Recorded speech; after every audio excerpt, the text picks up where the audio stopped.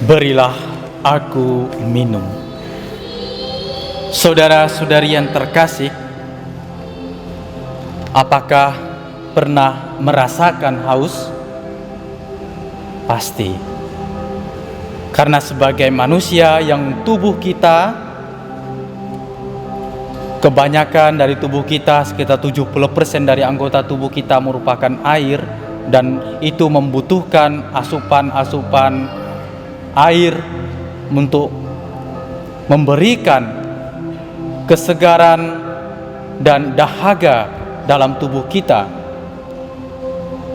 Dan bahkan manusia yang kekurangan air akan mengalami dehidrasi dan akhirnya mungkin pada penyakit-penyakit lainnya, dan bisa mengalami suatu hal yang fatal ketika manusia kekurangan air. Fisik kita memerlukan air, tetapi yang lebih terdalam adalah kehausan itu juga tidak hanya dari fisik kita, tidak hanya dari soal rasa dahaga kita, tetapi dalam perjalanan hidup kita mungkin mengalami apa itu yang disebut dengan kehausan rohani. Kehausan fisik saja mengalami suatu hal yang fatal dalam diri kita, dalam tubuh kita. Apalagi mereka atau kita yang mengalami kehausan rohani, pasti itu mengalami suatu hal yang fatal dalam kehidupan kita. Gambaran dalam bacaan pertama, bagaimana bangsa Israel dalam perjalanan mereka mengalami kehausan yang begitu hebat.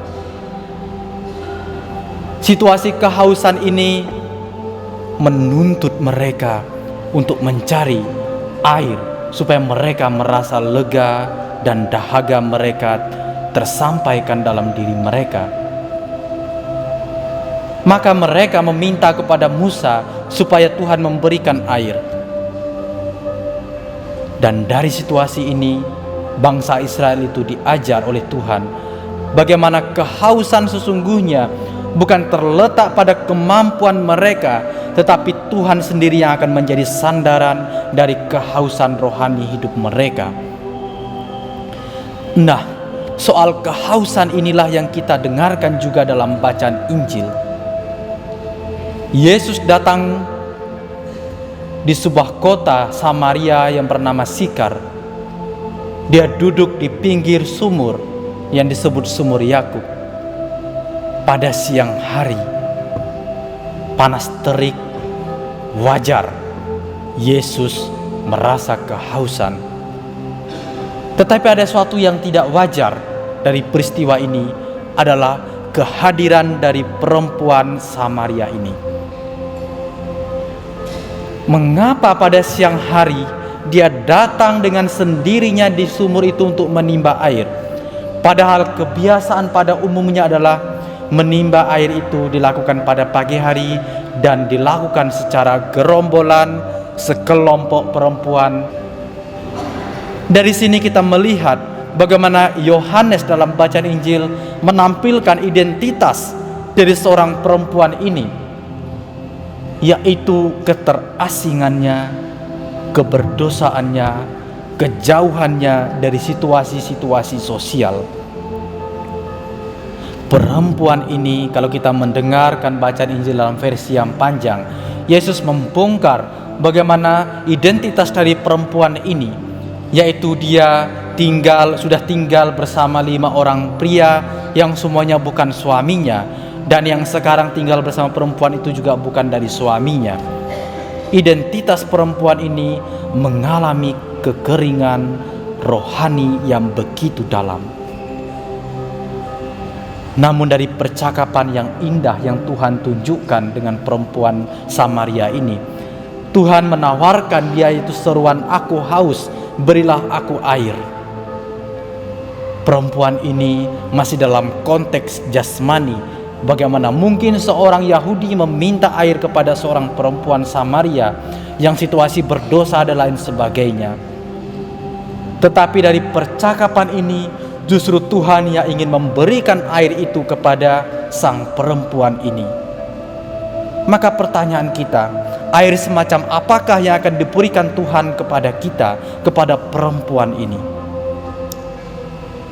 Kalau kita melihat dalam rangkaian peristiwa hidup Yesus, seruan yang sama soal kehausan diri Yesus itu diungkapkan Yesus lagi ketika Yesus tergantung di kayu salib. Dia mengatakan, "Aku haus." Dari seruan ini kita akan mengetahui apa sih makna dari kehausan Tuhan. Maka kehausan yang dialami Tuhan itu sesungguhnya bukanlah soal kehausan fisik, soal ada air dia minum dan dahaganya lepas, tetapi soal kehausan Tuhan untuk menyentuh manusia secara pribadi akan cinta Tuhan. Bahwa Tuhan itu ingin memberikan bahwa kehausannya, yaitu manusia menerima dan menyadari betapa Tuhan itu mencintai dia, bahwa Tuhan itu mencintai kita. Kesadaran semacam itulah yang ingin dibangun oleh Tuhan kepada perempuan ini, bahwa situasi berdosa, keterasingan dan keterpencilan dalam dirinya membuat manusia itu mau menanggapi cinta Tuhan. Itulah arti kehausan yang Tuhan berikan. Maka dalam konteks ini, kehausan yang semacam ini, kita bisa mengerti apa yang dikatakan dalam bacaan kedua, yaitu bahwa kasih karunia Allah itu sudah dicurahkan kepada manusia sejak manusia hidup dan lahir di dunia ini, dan bahkan dalam kandungan manusia sudah merasakan kasih Allah itu. Curahan kasih Allah itu sudah kita terima, sehingga pekerjaan kita, pekerjaan pribadi kita adalah bagaimana kita merasakan sentuhan kasih Allah itu. Kehausan Allah yaitu bagaimana supaya manusia merasakan sentuhan kasih itu.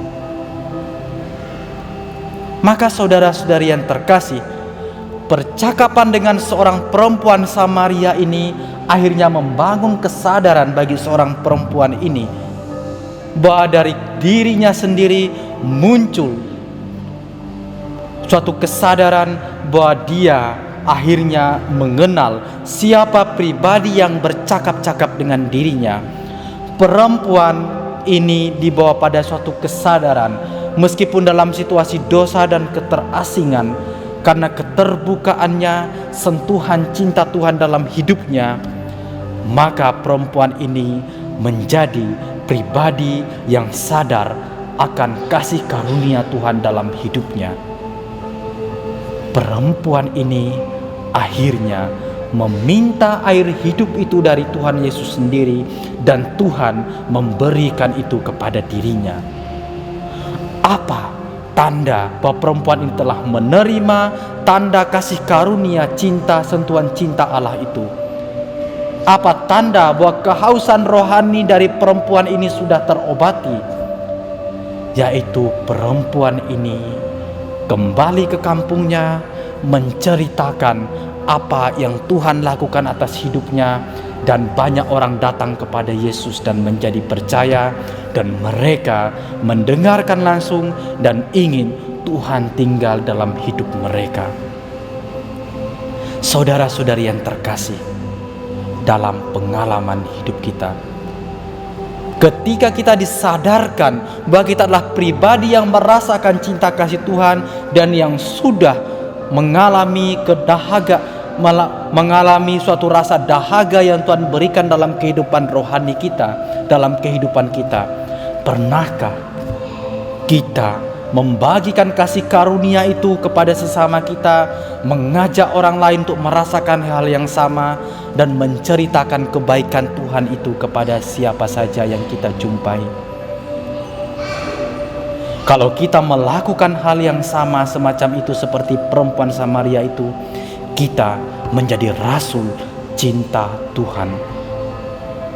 Rasul yang mau dan mampu serta membagikan air hidup yang kita terima itu kepada sesama kita, dan sesama kita juga tidak mengalami kekeringan rohani yang sama seperti kita sebelumnya. Maka saudara-saudari yang terkasih, tugas kita dalam masa prapaskah ini, kita diajak untuk merenungkan. Pertama adalah soal kesadaran bahwa kita adalah pribadi yang sungguh merasakan kehadiran cinta Tuhan dalam hidup pengampunan, pertobatan, dan bagaimana kehidupan kita dengan sesama kita. Sadar bahwa kita adalah pribadi yang sudah menerima curahan cinta Tuhan.